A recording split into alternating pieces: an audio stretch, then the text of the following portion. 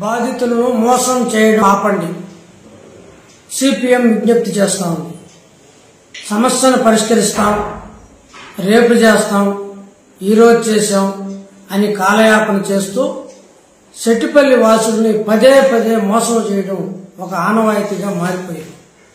ఈరోజు జిల్లా కలెక్టర్ గారు, తొడా చైర్మన్ గారు, జేసీ గారు సెట్టిపల్లి బాధితుల్ని పిలిచి మేము ఈ సమస్యను పరిష్కరిస్తామని చెప్పి చెప్తున్నారంటే వారు ఏమైనా ఆలోచించారా, ఎవరన్నా ఇది వింటే నవ్వతారని చెప్పేసి ఏదన్నా భావించారా లేదో అర్థం కావడం లేదు. నేను విజ్ఞప్తి చేస్తా ఉన్నా, మీరు చేసే ప్రయత్నాలకి ఈ రాష్ట్ర ప్రభుత్వం ఏమాత్రం సహకరించదు, వారు చర్యలు తీసుకోరు.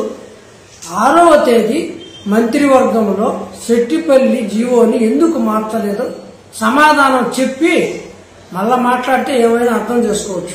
ఇది సరైన పద్ధతి కాదు. పదే పదే మోసపోయిన వాళ్ళని మరీ మరీ మోసం చేయడానికి ప్రయత్నం చేయకండి. మేమేదో గొప్పగా చేసేసినట్టు వీరు చెప్పుకుంటున్నారు. తెలుగుదేశం పార్టీ ఈ సమస్యని ల్యాండ్ పూలింగ్ పెట్టి ప్రజల దగ్గర నుంచి 200 ఎకరాలు లాక్కుంటుందనే వాస్తవాన్ని చెప్పండి. ఈ సమస్యని మీకు కోట్లాది రూపాయలు లాభం తెచ్చే విధంగా మార్చుకున్నారని చెప్పి చెప్పండి. 2019లో జీవో విడుదల చేశారు. ఈ రోజుకి విముక్తి ఉందా? తొడాకు ఆ రోజు మీరు ఇచ్చారు. తర్వాత వచ్చిన ప్రభుత్వం దాన్ని మున్సిపాలిటీకి మార్చింది. ఏదో తయారు చేసి ప్రొసీడింగ్స్ ఇచ్చి వాళ్ళు చేతులు దులుపుకున్నారు.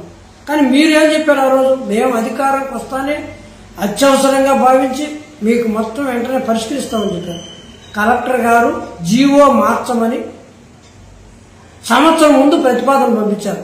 ఎవరన్నా చూస్తే సిగ్గంటారని చెప్పేసి అనే భావన కూడా మీకు లేదా? ఒక చిన్న జీవోని, ప్రభుత్వ స్థలాన్ని మున్సిపాలిటీ నుండి తొడాకి మార్చడానికి ఇన్ని సంవత్సరాలు అవసరమా అని నేను ప్రశ్నిస్తున్నాను. సమాధానం చెప్పండి.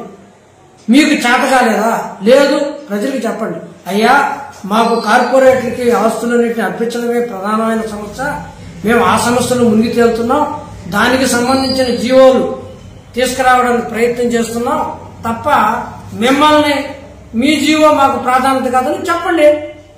ఇన్ఛార్జి మంత్రి అంతా చాలా చర్యలు తీసుకుంటారు. బాధ్యత రాహిత్యంగా ఉన్నాడు ఇన్ఛార్జి మంత్రి. అంతకన్నా బాధ్యత రాహిత్యుడు ఎవరు ఉండరు ఈ రాష్ట్రంలో. ఈరోజు చిన్న జీవోని తీసుకొచ్చి తిరుపతి ప్రజలకు వెసులుబాటు కలిగించలేని మంత్రి ఏమిటికి అని చెప్పి నేను అడుగుతున్నాను. సెట్టిపల్లి బాధితులారా, మీరు కూడా ఆలోచించండి. నాయకులందరూ కూడా పాపం అధికారులు పిలిచారని చెప్పి పోతున్నారు.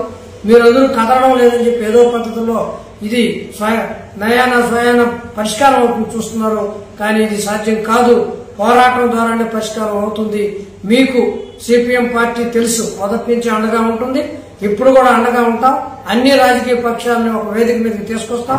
పోరాటం చేసి దీన్ని సాధిద్దాం. ఈ రాష్ట్ర ప్రభుత్వానికి పోరాటం చేస్తే తప్ప పరిష్కారం చేసే ఆలోచన లేదని చెప్పేసి మనకు అనేక సమస్యలు తిరుపతిలో నిరూపించాయి.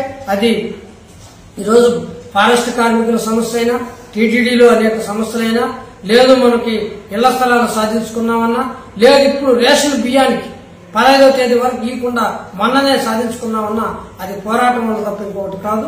కాబట్టి బాధితులందరూ కూడా, నాయకులకు కూడా భరోసా ఇచ్చి అందరూ కదిలి పోరాటంలో కలిసి రావాలని, ప్రభుత్వం సెట్టిపల్లి వాసులు క్షమాపణ చెప్పి ఎప్పుడు పరిష్కారం చేస్తారో బేషరత్తుగా చెప్పి తన నిజాయితీని నిరూపించుకోవాలని చెప్పి సిపిఎం తరఫున విజ్ఞప్తి చేస్తాను.